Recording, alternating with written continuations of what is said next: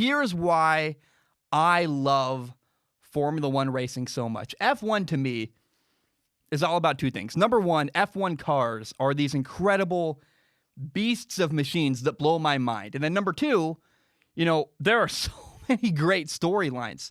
But I want to start with the cars. Of course, you can technically, there is a car out there that is faster than a Formula One car. Someone's going to go, they're going to push their glasses up. Actually, there's that one car in the desert that goes the speed of sound. And yes, there is a car out there technically. It's got a jet engine literally that makes the car go. They broke the sound barrier, I believe. But that car can't turn. I mean, that car doesn't have a high performance level. It might go fast in one direction. But Formula One cars are so impressive because of their performance level in so many different aspects. They're the fastest thing on the planet, the way they go. I mean, look, obviously, on wheels, on four wheels, they're the fastest thing in a straight line, other than that stupid car in the desert. And what really impresses me about a Formula One car, and here's what kind of blew my mind, is that I actually watched the video. It's a really good video on Red Bull made it. It's about and I would have thought differently. It's a Formula One car against a MotoGP motorcycle going around the Red Bull ring. And the Formula One car wins, and by a considerably large amount. I was shocked. And that's because the car is so low to the ground. The cornering speeds are so much better. I mean, it's just impressive to me. Not to mention the acceleration. I just would have thought, as a normal person, I would have thought, okay, a motorcycle's faster than an F1 car. Those high-performance motorcycles. No, they're not.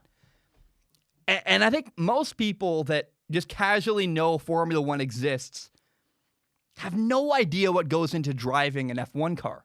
I mean, the brake force takes 350 pounds of force. A lot of people would sit down in an F1 car and they wouldn't be able to push down the brake pedal because it's so stiff and so hard. I mean, you could stomp on that thing with everything you have and it wouldn't do anything. And then even if you could figure out how to, be strong enough to push down the brakes. And these guys, a lot of people think it's just a guy driving a car. The guy driving the car is an athlete. The G-forces you put on, the brake pressure, the pads you have to take, the decision-making it takes while you're following a car. It's also impressive to me. And it's not at all like a regular car, obviously. But imagine going 230 miles an hour. That's 375 roughly kilometers per hour. I'm going to say miles per hour. I'm in America. And you're going 230. And then you slam on the brakes to go around a corner, and your body, your stomach just shoots forward. Your body doesn't move because you're strapped in, but your stomach just jumps forward, leaps forward in your body. And the cornering speeds, the G-forces your body takes to go around a corner in an F1 car. My girlfriend, God bless her, gets sick when I go around a corner at 40 miles an hour. Can you imagine doing that at 190 miles an hour? And not only are you turning around a corner at 190 miles an hour, but you're doing it while there's another car next to you doing the exact same thing, and you guys are inches apart from each other, following each other. It's unbelievable. Forget the technical side, the nerdy nuance, all the other stuff. The sheer act of driving a Formula One car already has me sold. It blows my mind. I mean, these things are beasts. I don't know, man. It's crazy to me. But Formula One also has really, really unique storylines. Because of the way Formula One works, in most sports, in American sports, for example, take football. You have a winner and a loser every time.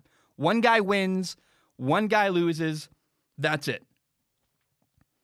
But F1, racing in general has a cool thing that I like where there's the battle for first place, second place, third place, then the best of the rest, fourth place. And throughout a race, there are so many battles for positioning. Sometimes you'll be watching a Formula One race, and believe me, I've gotten into Formula One racing in the last 4 or 5 months, and there have been no races. I've been watching replays because I'm just a nerd. I'll sit at home watching a replay of a race from 2006 because I care. It's fun to me. And sometimes when you watch a Formula One race, the battle for 10th place is actually more interesting than the battle for first place. And that's okay. I'm okay with that. I'm here for it. And I genuinely love that. I just think that, man, there are so many little nuances that make sense to me. I'm here for it. I love Formula One. The act of driving the cars is crazy. The storylines are great. We'll dive into all that in a minute.